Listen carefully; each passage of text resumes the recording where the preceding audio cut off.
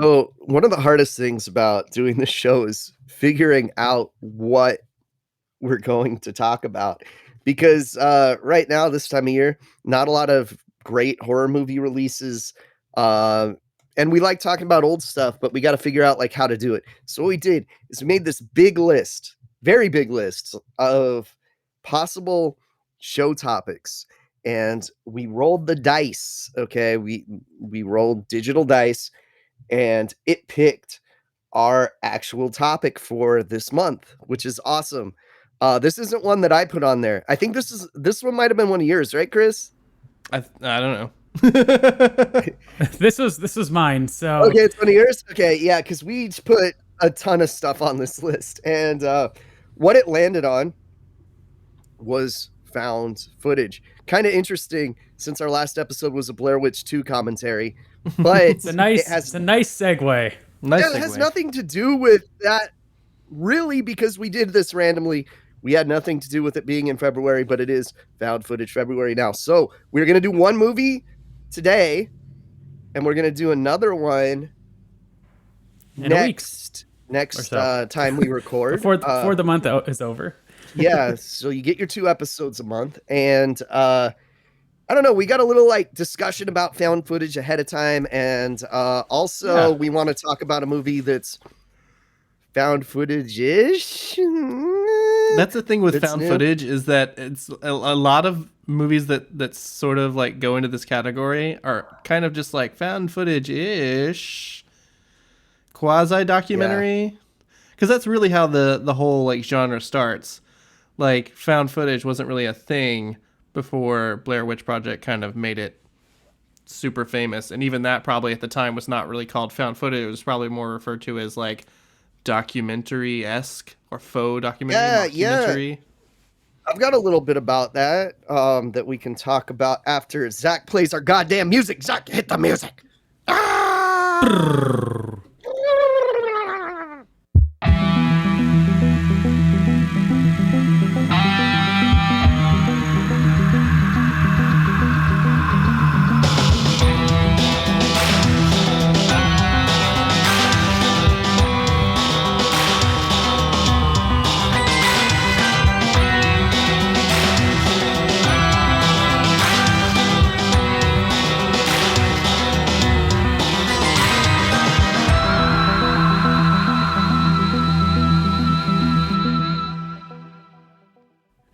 Welcome to another miserable podcast, Horror Decomposed. My name is Zach. With me, as always, the Criterion Kid, Kris Pistol. That I forgot how I introduced you for a second. one guy who doesn't live in California with the barking dog. Mine just did the same. And of course, Professor Casey, who Hey, did what's our up? lovely We all cold got open today. barking dogs today. They just wait until you start recording. I almost had my dog over here. I was gonna have him over last night because he stays with my parents, but I didn't because I had to bring too much stuff into my apartment last night, laundry and all that. So yeah, we could have had 3 barking dogs, but I let you guys down. I apologize. 2 out of 3 isn't bad. But yeah, I can we talk about how found footage like? Well, let's define what is your definition of a found footage movie? Because I can read the Wikipedia definition if you'd like, but I want to know how would you define a found footage movie? Okay, my personal definition would be that it has to exist within most of the movie has to exist within the footage itself. So, there has to be some kind of exterior event that requires us to examine existing footage of something. So, it usually shot in point of view, not always, okay? Sometimes the cameraman's a character, usually they are. And I would go out there and say most of the time ends up with something really bad happening to whoever's filming it. In fact, that's kind of one of the main things that's part of the trope, and I think that's because of the roots in Mondo films, and then Mondo films kind of expanding into movies like Cannibal Holocaust, and then Cannibal Holocaust of course, having everyone just get completely murdered, it became a trope for found footage movies, in my opinion. That's kind of a long definition. How about you, Zach? Well, I want to go to Chris. Chris, how would you define a found footage movie? Well, it's kind of hard because I feel like found footage, has like a bunch of different sort of ways you could go with it. But roughly, I would say like most found footages kind of stick with like, here is camera footage that was shot off the cuff, so not like super purposeful, which is why what's the George Romero? Is it Diary of the Dead that tries to follow this format? The George Romero I haven't seen zombie that one. film. Yeah, it's the one that people try to stay clear of because it's supposedly a found footage film, but it's also like shot very purposefully, to where even the people in the movie admit that they added music to it. So yeah, I would say like if you're trying to make a found footage film, you might want to stick with the perimeters of like naturalistic as possible. Yeah, and again, Okay. I do feel like a lot of this comes from the roots of the Mondo film, which was a documentary, and then they started faking shit for the documentaries. And then they're like, oh, let's just fake a whole movie and make like Cannibal Holocaust. And then it just keeps snowballing into what we have now, which is kind of cool. Yeah, I mean, I think like originally a found footage was like, oh, some terrible events happened, but we found this camera and there's some weird footage on it, and this is the movie. It's whatever was on this camera. But now it's Right. evolved into like the mockumentary genre, things like the movie we're going to talk about today. Or a very cinematic framing device, like Yeah. the VHS movies, for example. It's like it's like an amalgam of it can be like a documentary with talking head segments, things like oh gosh, what is the one with like Best in Show or something like that? That's not found footage, that's a mockumentary. But it's kind of morphed. The definition of found footage is morphed. Is what I'm saying. I feel like if cinema verite is to documentary, then like found footage is to horror movies, essentially. Because it's like And looking shitty on purpose is usually a big part of this. It is one of those subgenres that is very tied with the horror genre in general, but people have tried to shift it out of that genre, more like thriller, family kind of dramas in that kind of found footage style. But generally, when I think of found footage, I think of a POV. You're following someone who's behind the camera. Maybe they come in front of the camera during certain segments, but you're following them throughout the proceedings. The event has happened already, and you're seeing the aftermath or how everything transpired and how everything unfolded. That's what I think of when I think of a core found footage movie. But we've seen lots of new versions of it, new experiences, and so it's well, for our next it's episode, we're gonna have to pick a movie that closely more follows these parameters because our two movies we're talking about today, this is different. Kind of veer off a little bit. I don't know. I mean, you look at like there's a movie out now. It's not found footage. It's called Missing, and it's about someone whose mother she goes. It's by the directors of Searching, which is a fantastic movie. Again, it's not really found footage because it's like in real time. You're following someone who's basically using the internet and their computer, and it's all these devices to try and figure out what happened to their missing kid. In this case, it's their mom that's missing, and so that's not found footage. But I feel like it's kind of emerged from found footage, just as far as cinematic techniques and kind of single location things, or just different ways of it's merging as crafting a narrative. It's merging along with the technology, which is also changing with screenshotting and all that kind of thing. Before we get to our movie, I did ask all of you guys listeners on Instagram and Twitter. I wanted to know what your favorite found footage movies were, and we'll get into some of ours later on perhaps. But I wanted to ask you guys what your favorite found footage movies were, and we got some fun responses. So let's get to it. So our buddy Ernie in our D&D Neon Lords group said, Blair Witch will always be my number one found footage movie. It's the dragon all other FF movies chase. I think most people would agree with that. It's definitely the dragon there. But he also shared that he liked Lake Mungo, Wreck, As Above, So Below, and he said, personally, I loved The Fourth Kind, which I still need to see The Fourth Kind. That was one of those movies that I was really hyped about, and then it came out and like people shit on it.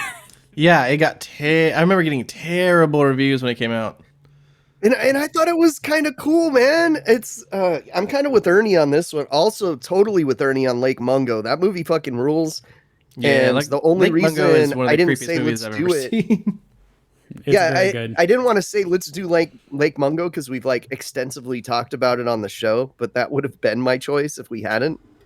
And shout out to Jay from Sludge Central for recommending that one. Thank you, dude. It's great. Yeah, our buddy Byron, who has been mentioned on the show countless times. He said Hell House LOC, definitely one of my favorites. Love that series. Fun movie. And there is another one coming out, I believe. They were officially greenlit for a fourth one, I think. So that's exciting. I got a couple responses on Instagram from my buddy Alex at Zara Pexla on Instagram. And he says The Blair Witch Project, which I know is one of his all-time favorites, and McPherson tapes. And he said underrated, which is very much underrated. If you do not know the McPherson tapes, it's... we talked about them briefly on here, right? I know. Yeah, and I think it's on Tubi if you haven't seen it. You have not seen it. Yeah, it's very kind of... I don't know. How would you describe the McPherson tapes, Casey? Fuck. They all run together. Like, yeah, just cut out asking me that. I mean, it's like a UFO thing. That's all I really remember. Okay, so this was the McPherson tapes were remade, but it was... it centers on a family who are terrorized by extraterrestrials during a birthday celebration. Thank you, Wikipedia. So it's also called UFO abduction. It's basically like that scene in Signs, but like a whole movie. Is that I was like just about a good to say way that, to describe it? So it's that scene in Signs is what I was about to say. It's very... You don't see much of anything until like the very end of the movie, but it is creepy. It's eerie. It's a slow burn. It's very... It feels very raw and gritty, which is cool. And they remade it. There was a remake in the late 90s, which I have not seen. And that is called... I think it's like Incident at... It's also called... It has a similar name, but I don't remember. I can't find the info on the remake. Oh, here it is. I didn't know McPherson tapes was that old. Yeah, it's not. But I mean, the remake came out in 98 called Alien Abduction Incident in Lake County. And that I heard is pretty decent as well. I'd like to see that. But the original came out in 1989. I think that's on Shudder. Definitely check it out. I think if you're going to weigh an 89 movie versus a 98 movie, you're better off picking the 89 movie every time. But I do want to see the remake, and I haven't seen the remake. I think they're supposed to be fairly similar. So, but yeah, I definitely like the McPherson tapes. It's a good little slow burn found footage movie. Very kind of, it's one of those found footage movies where a lot of stuff happens off camera, and you're just hearing noises and you're hearing things, and so it's a very kind of just ambient experience from my recollection. Yeah, if I could throw in like a good thing for the movies that we're talking about today. Maybe it didn't matter as much about the first one we're talking about, but found footage, you get a good set of headphones, good set of over-ear noise canceling headphones. It's going to increase your experience. It's going to make you like it more, especially for the second movie we're talking about today. My God. That's true. You know, I've never tried that, honestly, I don't know if in movies in general, I generally don't watch with headphones. I do pretty much for every movie we watch for this show because there's too much noise in this world that can take me out of a horror movie. You use those 3D headphones, Casey? PlayStation 3D headphones? No, I use the ones I'm wearing right now, the Sony... I was wondering if those would work. I guess they would if I was watching through. Yeah. Okay, so if you're watching a Blu-ray, they work great. Because for some reason, when I watch a Blu-ray, there's like a latency issue with these, even though they're also Sony.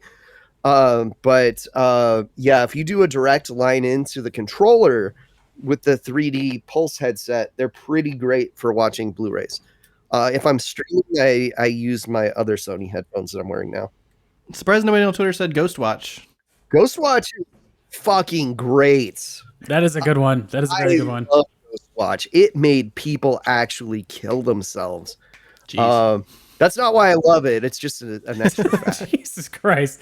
So yeah, Alex, good suggestion, man. Blair Witch Project McPherson tapes. I did want to give a shout out to Alex because he visited Burkittsville like a few weeks ago. Oh hell yeah!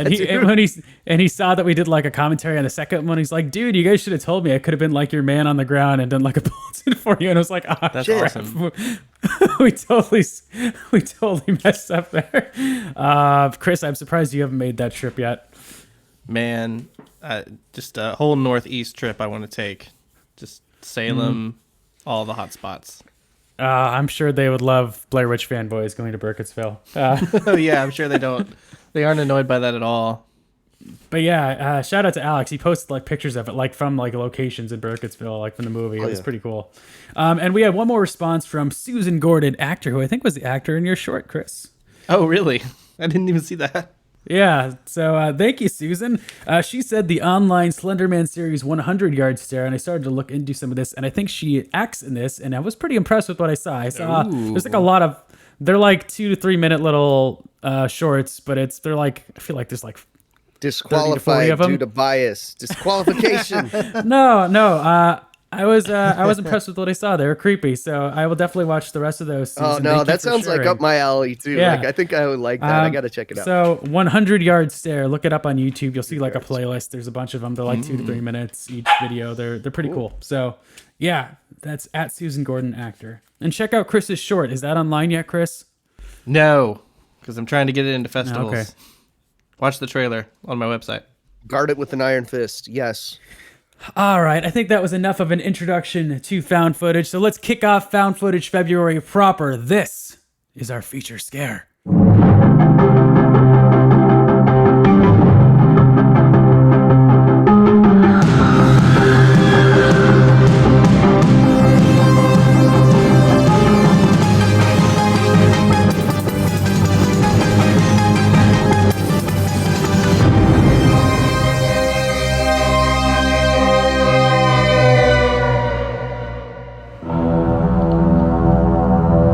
I'd come to this project with many of the same assumptions that you had concerning the Jersey Devil murders and the guilt of Jim Seward. His characterization as a troubled young man responsible for a spree of horrific, ritualistic homicides.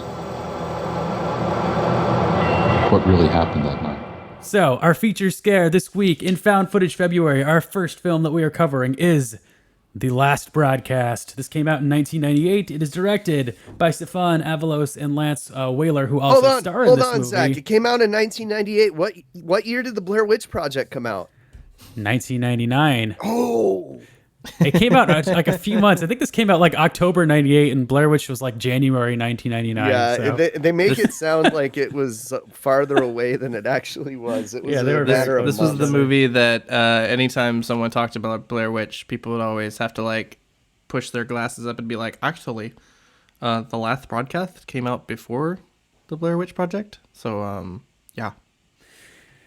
You can watch man. this on Tubi for free though, if you're listening to this. But I gotta And it's say on that Shudder. both Tubi and Shudder look way too clean. Yeah, I watched it this on looks- VHS, motherfuckers. Yeah, that's a good way to do it. It looks like it was shot on SVHS actually, but that's a weird nitpick that I have. I wish I had room for like a CRT VHS TV or something. That'd be cool, but I don't. Man, I bought mine. I mean, granted, I bought mine like 7 years ago, so they might be a little bit more scarce and out of stock and stuff. But I bought mine on Facebook Marketplace in California for like $20. Nice. VCR TV combo, and I bought a copy of this movie on VHS from a Facebook group I'm a part of that tries to sell VHS tapes, and that is how I recommend watching this movie because they got that VHS 90s feel for sure. Yeah, you can get one for $14 on eBay right now. Well, there you go. They're That's going not for about bad. 14 or 15. Yeah. Yeah, this was I'd heard about this movie, and for some reason, I just didn't get around to checking it out. I've always heard people talk about this and never Yeah. saw it. Yeah. Oh, I watched this for the first time maybe like 10 years ago. Because I was going through, that was the first time I ever went through James Rolfe's Monster Madness series and was trying to watch every movie that he recommended in that series.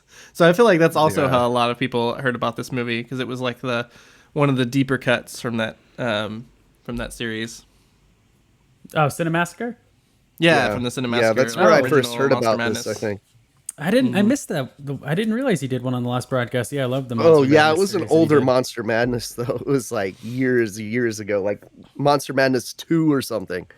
Yeah, so I'm gonna say here, if you're a fan of the WNUF series Out There Halloween Mega Tape, you're gonna want to check out the last broadcast because it's very much in line with that. And I have a feeling this movie was somewhat of an influence. on Chris LaMartina and Melissa. Also, if you're just a like bit. me, and the most creeped out you get is when you're watching like TV documentaries about ghosts or unsolved murders, which honestly creep me out more than like most horror movies do. Then this is going to be like definitely right up your alley. So yeah, it's basically a kind of riff on late 90s era Dateline unsolved mystery kind of programming. More like cable access versions of those shows. Yeah, for but sure. I mean, that's what it's emulating. As someone who used to be on a cable access show as a professional wrestling announcer, nothing. Very accurate. And they used a lot of the equipment that we were using in community college to make this movie that only cost $900. I'm wondering where this about is like that era right of that before went. everything went digital. This is like the good era right before everything went digital, when you had no choice but to shoot on film. Yeah. And this was just shooting on VHS the whole time. And It looks authentic though. Love it. I mean, it looks like something you would come across late night on scrolling through your TV. Here's a, report from, I guess public access version, but like from Dateline. You can see the amateur cracks seep through, but like, it looks authentic. And those, I think, cracks are purposeful because this movie centers around filmmakers of a public access TV show that were amateurs, so I think that was wise of them to do that, because it was probably able to, any of their inexperience that they had, since I think this was their first feature, you can't really tell because it centers around two like public access, filmmakers that are, have a show and they don't exactly know what they're doing. Right. So, like it's supposed to look like shit, so it's okay it looks like shit. Yeah, it's very smart of them. So what we see, this movie that we see, it's presented as an investigative documentary that's hosted and narrated by a filmmaker named David Lee, who was played by the actor David Beard.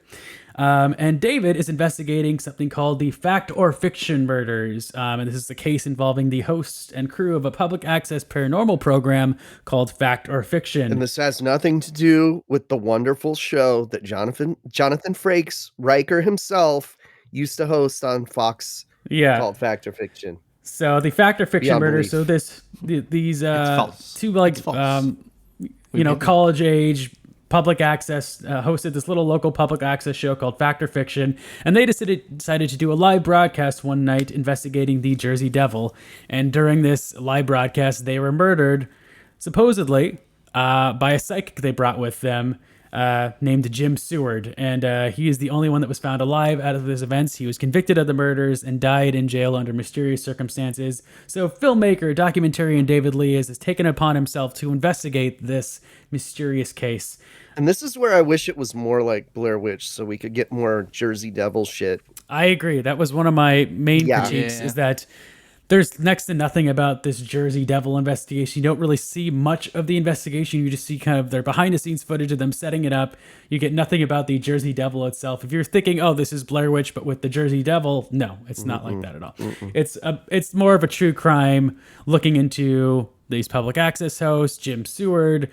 It's more of a true crime, mockumentary. Yeah, it kind of builds the case of saying, what happened and, what basically like all the evidence that points towards Jim being the killer, and then does the classic thing of trying to and then deconstructs that into saying like, well, actually Jim couldn't have done it because blah blah blah blah blah. So what really did happen? And look at all of the Netflix series that do this exact thing and how far this predates it, and it's kind of interesting how much like them this is until it goes off the fucking rails.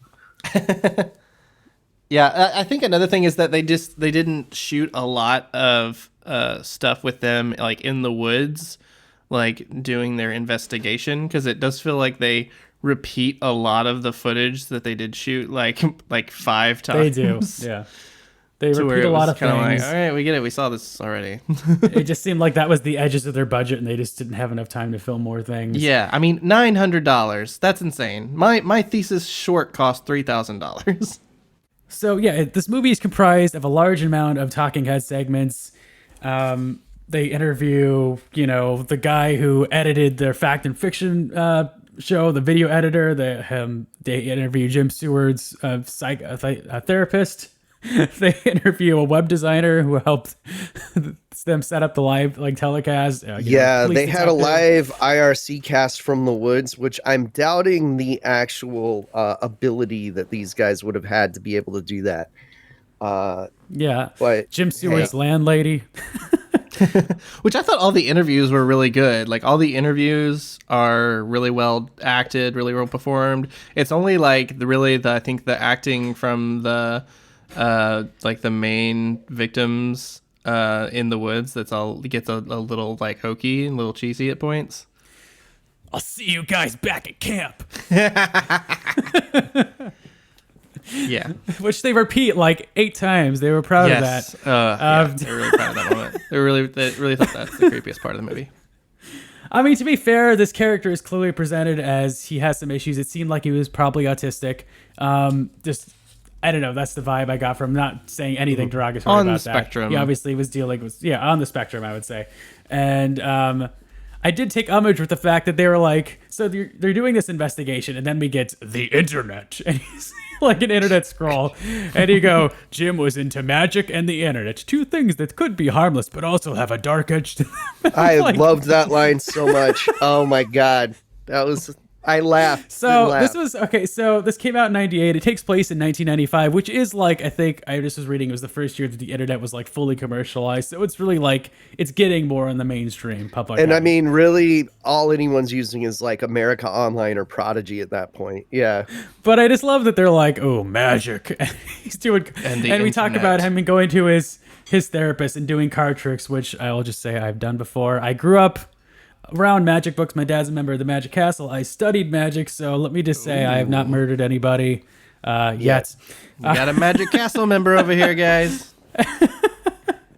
That was a stretch. David Lee, documentarian, trying to tie magic and the internet with the murders.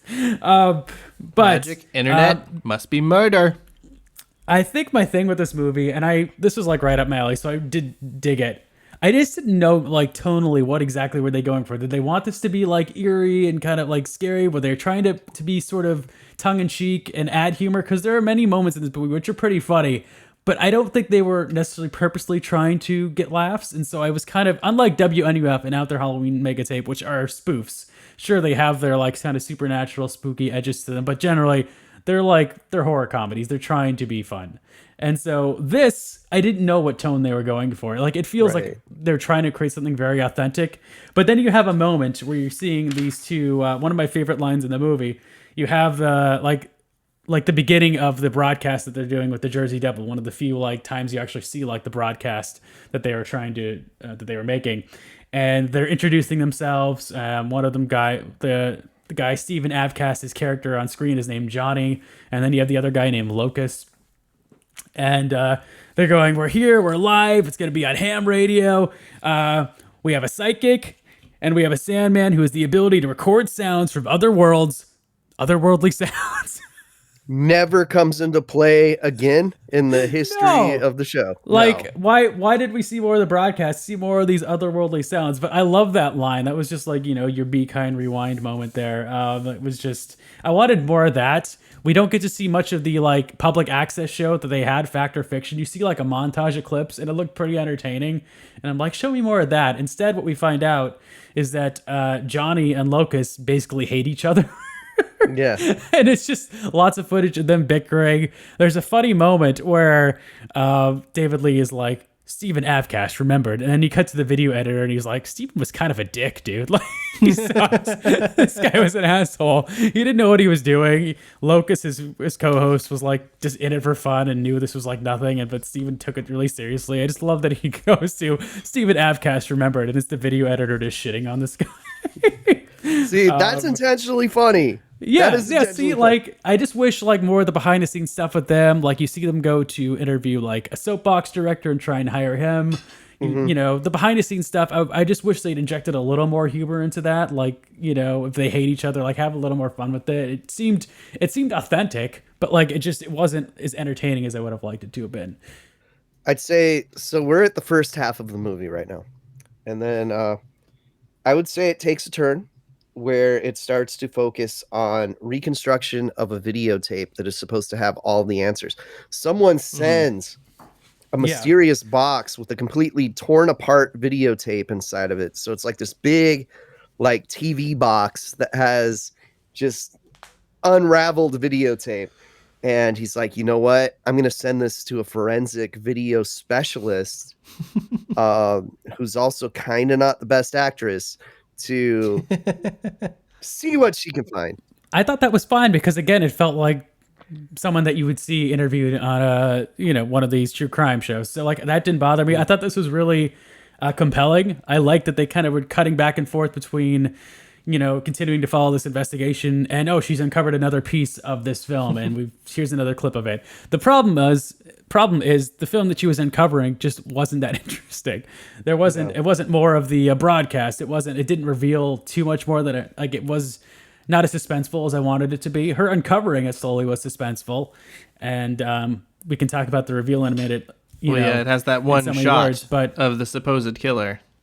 Yeah, I just wish to take a few hours to enhance. Yeah, I just wish they had spliced it in with more, like if we were getting, we're on the trail of the Jersey Devil, we're investigating we're hearing weird things. Like I wish they'd taken that approach instead of they're still in a tent. They're still in a tent. They're just setting things up. They're on a IRC chat. Like, it was just, I don't know. I wish they'd taken a little different approach there. Instead, the scares that we're getting are from like the creepy IRC voice chat noise that comes in when anyone like chats something and you see like a digitized voice that doesn't sound anything like that, which is creepy. But like the filmmaker who's kind of constructing this and the person who's narrating it, David, I think his like narration carries a lot of this, and kind of what you take away from a lot of this is his very sort of like monotone but creepy sounding. It's just that he reminds me. And what will be the last? He reminds me of Fact or Fiction goes. What's live. the guy's name? Nathan For You. He reminds me of that guy. From, I mean, it's like Chris Klein and like Bob Gaudio from the Four Seasons or something. I see what you're saying. Yeah. Okay, we got to talk about a spoiler. So do we? This is like the whole thing of the movie. To me, okay, I'm just going to say, I'll give you guys a big spoiler warning so we can talk about it. But there's a huge twist in this movie. And to me, the twist makes the film. I thought it was really fantastic. The execution could have been better. I will say the execution of this twist could have been better. But the twist itself, I thought, was a genius idea. And it makes the movie, and it's worth going out of your way to see this movie because of the twist. Okay, so we won't say what it is, but I gotta say, the way that it breaks the narrative structure of the film and turns it into a regular movie bothered me. Yeah, it's weird. It doesn't really make sense. I do think they end on kind of an interesting, eerie note by breaking that structure, but again, it doesn't make sense because you're being presented a documentary by David Lee, and this twist breaks the boundaries of the documentary. I do gotta say, people have gone back and watched it, and it does give you clues. They're just very hard to see.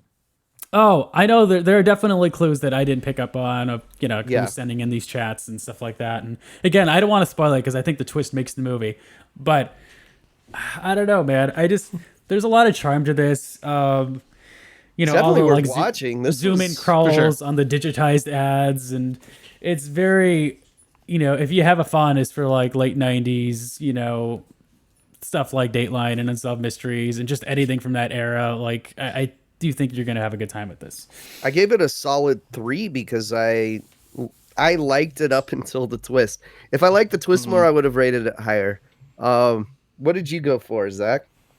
I gave it a 3 as well. I loved the twist. I just think it could have been executed a little better, but even then it didn't bother me. It was just sort of like, I was so like jolted by what the actual twist was that like the execution of it kind of didn't really hit me until like after the movie ended, and I was like, oh, it could have been executed a little better, but like I was so into the twist that I was okay with everything that followed. So yeah, I gave it a 3 out of 5. I wanted to give it higher, but like it's just the pacing could have been better. I like took a few breaks and walked away from the screen a couple times just because they're just going over a lot of the same things throughout this movie. I wish you watched the next movie that we just watched. Oh my god. So Kris, how about you? You found this movie before us. What would you rate it? I definitely liked it. I liked the twist more when I saw this like 10 years ago, because I think it works. I think the twist works really well when the first time you watch the movie and you don't see it coming. When you do see it coming, and I think I was more aware of it breaking the sort of fourth wall, or the breaking the sort of like whole conceit of the movie. So that like made it age a little bit, not as well for me this time. But yeah, I think this is like totally a great vibe of a horror movie, of a little found footage movie. I wish more found footage movies were like this, because we'll talk about this at some point, I'm sure, but the direction that found footage has sort of gone in has become like to make it more like a traditional horror movie with like a complete like unrealistic surround sound type of thing, and like very like unrealistic dialogue that's happening to explain what's going on, and just like total like unbelievable excuses for having a camera still going. But these early found footage movies like this, really sort of like they have a clear purpose, which is to give a different type of tone, of horror. That's why I love Blair Witch Project so much, is because it's so different from your traditional sort of narrative movie. So yeah, Right. if you're into that kind of thing, and like Zach was saying, if you find like more like TV procedurals of murder mysteries or haunted stories creepy, then you'll definitely dig this for sure.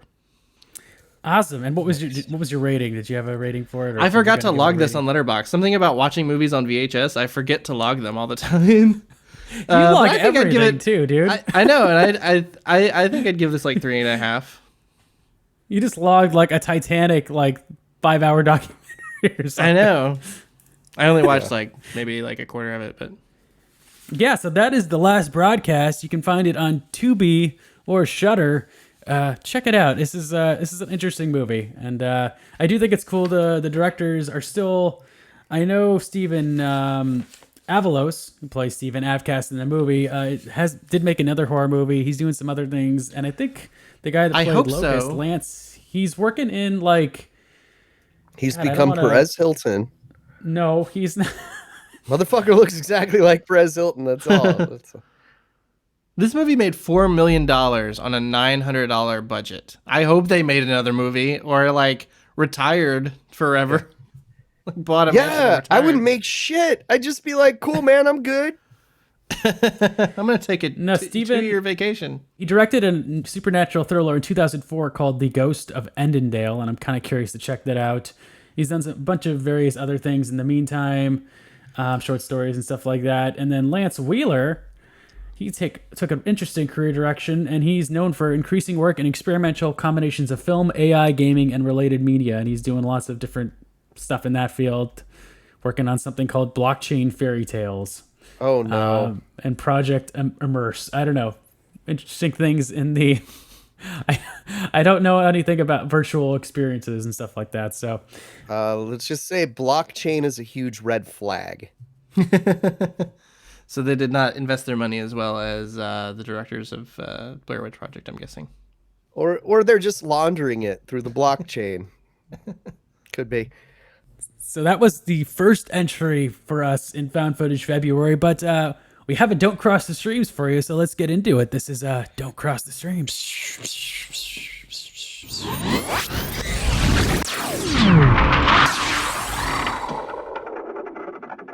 Okay, guys, so there's been a movie that's been making waves since like December or November in the horror world. I have yet to see it because I'm a horrible person, but Kris, Casey, you guys have both seen it, so let's talk about Skinamarink. It is finally available on Shudder. Yeah. This there was a screening of this at the Ace Theater where Casey and I saw the Monster Squad. and I Oh, was that would have been so dope. Oh, I was very man. tempted to go see it, but I kept seeing people like, I walked out of this movie, I was really bored, I didn't enjoy it, and like, I'm still gonna watch it, obviously. But I just didn't know if like, do I want to spend the money to go to see a screening at the Ace Theater, as much as I love that theater, for something that's gotten kind of like, I know it's going to be a slow burn of a movie, and so it's more of an ambient thing, and those kind of experiences I tend to enjoy more like in my room by myself with the lights off, just kind of enjoying it in a solitary environment. And so I'm curious how you guys, what you guys thought of Skinamarink and what's the best way to experience this movie. Well, I'm glad I didn't see this in theaters because I would have had to deal with people probably like walking out or like making like comments in the theaters because busting out their phones. I can't believe this played in as many theaters as it did. I can't believe it. It's unbelievable. This is like the most art house type of movie I've seen play to like wide theaters. Like people I know went and saw this like locally, and I can't believe it was playing in those theaters. I can't believe Shudder picked it up, honestly. They usually go for way shorter attention span, way more traditional films. I mean, they pick up some art house stuff every now and then. Yeah, but it's like... I think they try to have a good balance. I hope so. Now that their director of acquisitions is gone, that movies like this are going to be more of a trend on there. If this was his doing, hopefully the next person keeps it up. I think it's important to see this movie. I think anytime a horror movie is this polarizing, it is very important to see. I don't know though. I didn't feel polarized. I felt somewhere in the middle, but I'll describe how I watched it. I watched it at night, watched it in the dark, watched it by myself, watched it with surround sound headphones on, and I felt like that was a great experience. The other thing is though, I watched it exhausted and I watched it getting over COVID. Might not have been the best thing, but I also kind of don't want to watch this again. So, but that's not to say I didn't like the experience. I thought like as an experience it ruled. I just thought as a movie it was too fucking long. And I liked it, but I felt like it was too long. I don't know. Kris liked it more than I did, but like I definitely see all of the criticisms and kudos as valid at the same time watching this movie. And it's been a very long time since I felt that way. So I find it fascinating. And plus it looks cool as shit. Yeah. It's a weird type of found footage movie because it doesn't look like it was the angle or the point of view for like how you're supposed to be like kind of viewing this is nothing you can really trace to like a logical source. Like the best thing it looks it kind of looks like is like a baby monitor, like it was shot on like high quality baby monitors, but a baby monitor essentially. Yeah, and it's got great grain to everything. This film stock a lot of grain. Does it technically fit the definition of found footage? Absolutely not. No. I don't. In my opinion, yeah. No. I mean, there's a narrative to it. I'd say it fits art film. That's the best description that. So yeah, it's directed by Kyle Edward Ball, and I think this is his feature debut. Is that right? Yeah, and this is experimental, and it definitely toys with boredom to lull you into a sense of security that when it takes it away, it does make you feel weird and fucked up. Like there's a real vibe to this movie. Yeah, it looks like he directed a short in 2020 called Heck, which seems like it was a precursor based off the description. A little kid wakes up in the middle of the night to the sound of his mom's television blaring. So, like about a 30-minute short. So I'm guessing that was sort of a precursor for Skinamarink. And this is kids waking up, their parents are gone, and then they find out that their house has no windows and no doors. Do you find out what Skinamarink stands for? Yes, you find out that your job is to find a way out. There's always my way. Okay, that was my Haunted Mansion reference. You don't find out what the fuck Skinamarink is. It's a fucking Sheridan Lewis and Bram reference, okay? It's all about their Skinamarink. Oh, yeah, there's a lot of sense. there's a lot of ambient sounds of fair use or not licensed cartoons in this from like the 50s. Yeah, they straight up say we got this shit from archive.org. Yeah, at the very beginning of the movie. It's like everything, all the cartoons used from archive.org, which is awesome. This is another like success story because this movie cost $15,000 and has made 2 million so far. So profit, hell yeah, make a low budget horror film. Mm-hmm. If you guys watched this in the optimal settings, I mean, maybe you did, Casey. Did it scare you? Were you creeped out?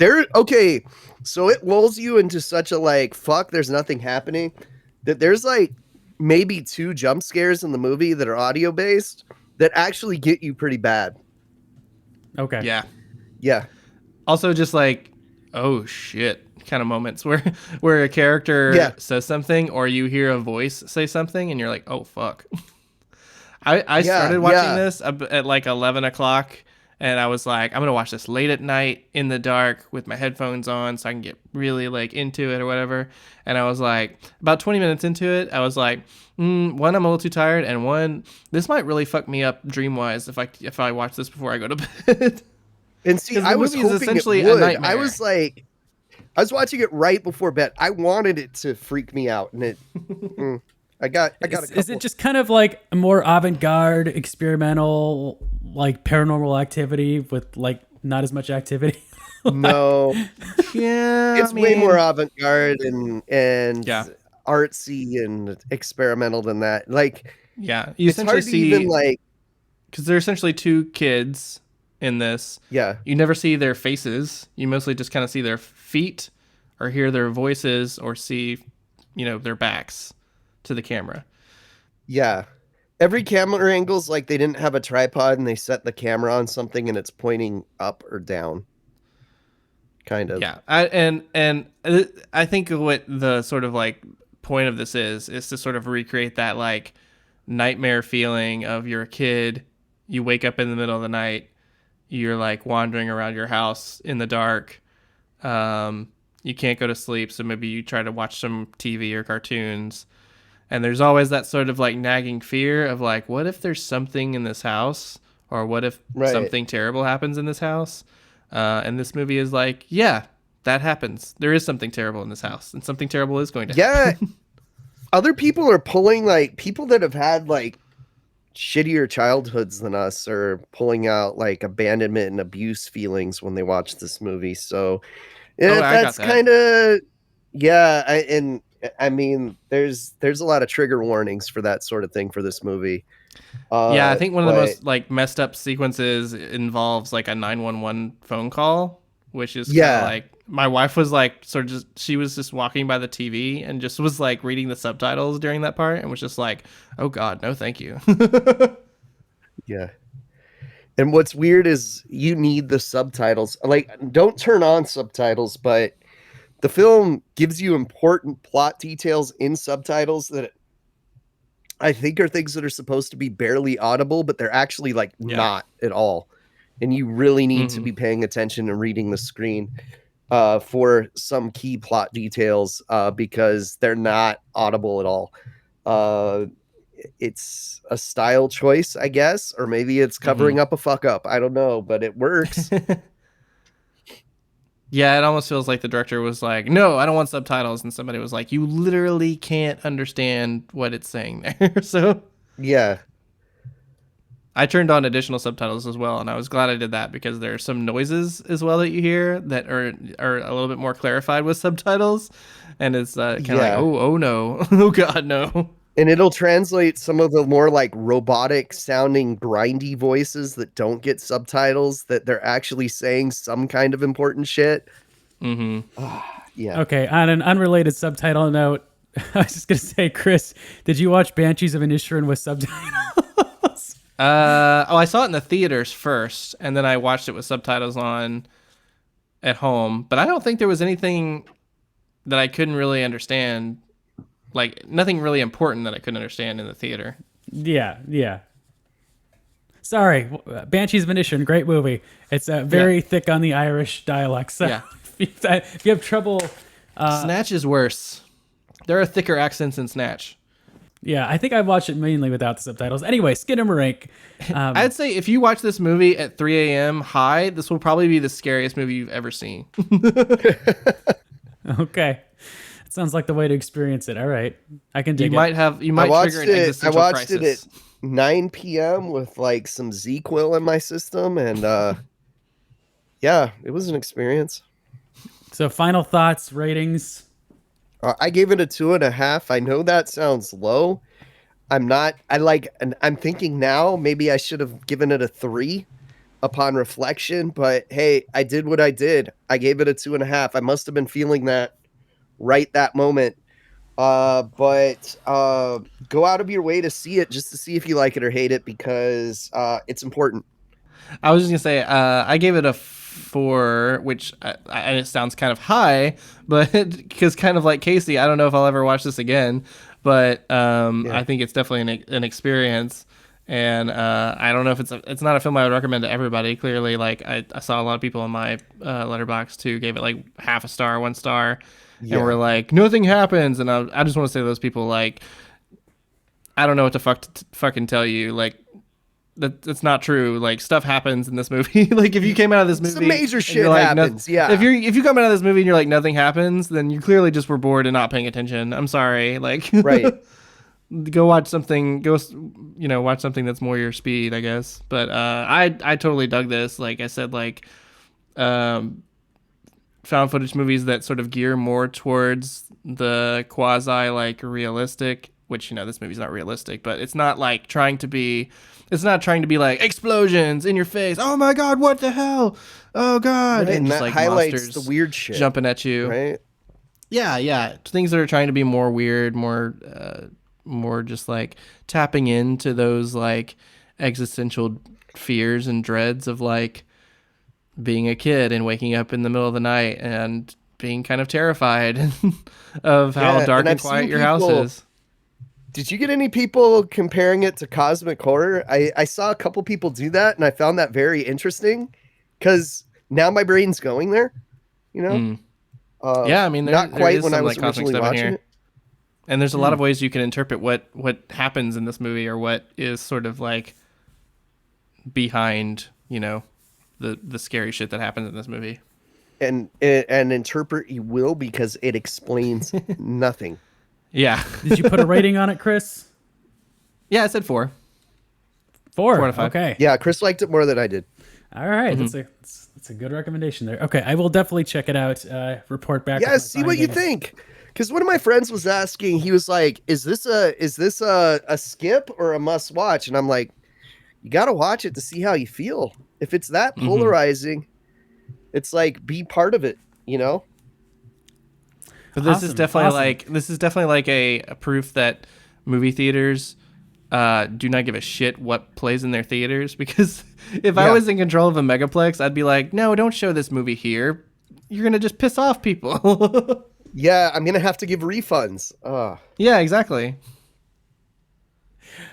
All right, so that was the first edition of Found Footage February. Why don't we talk about our favorite found footage movies in our next episode this month? A little tease for you there. But I want to say, if you have any other thoughts on found footage movies, you want to send them in to us, we will share them in our next episode. I'm just going to call this our miserable mailbag from now on. So write us on Instagram, Twitter, at our email, anothermiserablepodcast@gmail.com. And we'll share your feedback. Yeah, as long as it's nice. If you're gonna be a dick, you can send it to my miserable nut bag instead. And Kris is shoving a toothpick up his nose right now. So there you go. It's a trick. Hey, let's put it this way. I've done enough COVID tests in the past 2 weeks that I could probably do that and feel nothing right now. Oh, gosh. I'm okay, everybody. I'm negative now. My wife is such a baby. Every time she had to take a COVID test, like anytime the swab just like entered her nose, she was like, I was like, not even barely up there. What do you?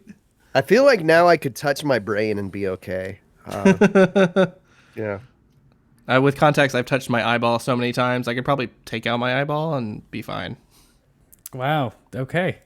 All right. Follow us on Instagram, Twitter, YouTube at AMP Horror. Same handle for every single piece of social media that we're on. Check out our website, anothermiserablepodcast.com. Kris, where can they find you on the social media? You can find me on Letterboxd and Twitter at Kris Pistol. If you want to see a picture or a video of me touching my eyeball, just hit me up there. I'll send it to you. Professor Casey, where can they find you? It's my OnlyFans. Find me at Lucha Gringo everywhere that matters. Okay, I don't know. Some other dude took the name on Instagram. It's not me. I don't do it. You got to get there, man. We need your I'm presence. good. I'm good with Twitter. I hate the social media I have now. I'm on Twitter. I'm on Letterboxd. I don't hate Letterboxd. I like Letterboxd. Also on PlayStation Network. I just throw that in. No one ever friends me from this show. You guys are terrible. Friend me on PSN. God damn it. You can follow me on Instagram, Twitter, and Letterboxd at Earth2Zach. Earth, the number 2 Zach, Z-A-K. So sure, give me a follow if you feel so inclined. Definitely make sure to follow us on Instagram. That is our central hub. Isn't that also AMP you on Horror. PSN? Aren't you also Earth2Zach on that? Sure, I'm on PSN if you want. I don't play multiplayer games too often unless it's with Casey over here. So, but go for it. Why not? But yeah, follow us on Instagram, AMP Horror. I'm emphasizing that. That is certainly our central hub. We're still on Twitter. Don't worry. YouTube as well. But Instagram is a focus for us for sure. So, if you have anything, if you feel like leaving us a nice review on Apple Podcasts or whatever streaming service you listen to us on, we're on all of them: Spotify, Google Podcasts, Amazon Music, Stitcher, basically everything. A review would be wonderful. We'd really appreciate that. So stay tuned. We will have one more found footage review later this month, and we will also share our favorite found footage movies, which we've probably already talked about throughout the history of this podcast as it is. But yeah, one more found footage movie this month. What that will be, I will leave a mystery because we do not know yet. But I hope you guys are enjoying this new themed format. We just kind of wanted to do something a little more structured and streamlined. It doesn't mean we won't talk about more recent movies, but for now, we're going to stick with this. We have like 40 different themes to go through. If you want to submit a theme, go for it. Write us again at anothermishfulpodcast@gmail.com, Instagram, Twitter. Maybe we'll add it to our list if we like the theme. So, we'll see you guys next time at the end of the month. Later. No fucking mummies. No.